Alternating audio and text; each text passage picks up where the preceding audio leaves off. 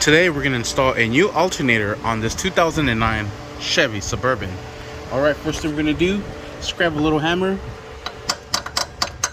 hit these little tabs right on the inside. There's little pins here that hold the alternator compressed together. So now when we drop it in here,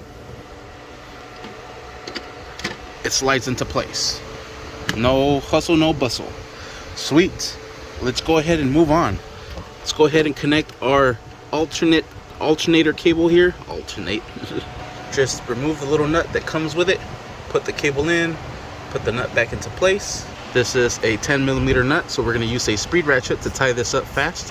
Once you have that secured, go ahead and put the little dust boot back into place, just like so. There's a little pigtail here. Controls the alternator when to turn on. Grab the two mounting bolts and just slide them into place. You might need to pick up the alternator just a tad.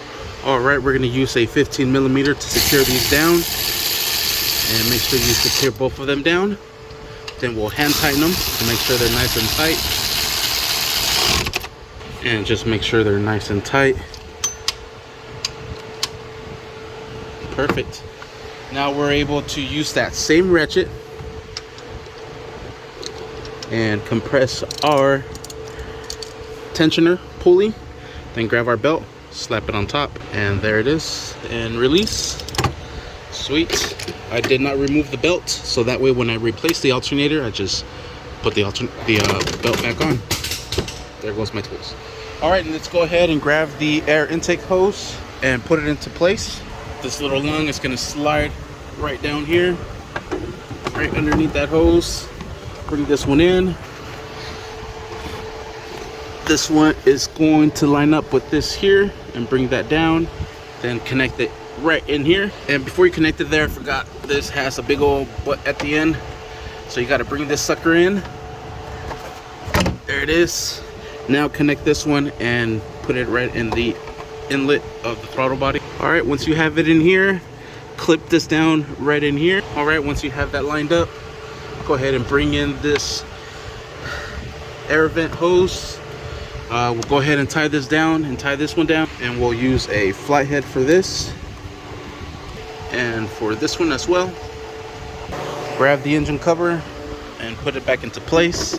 Slide it in, latch it down. Now we're going to go ahead and connect the negative terminal battery. We're going to tie it down with a 10mm socket. All right, just bring it up and over and reconnect it.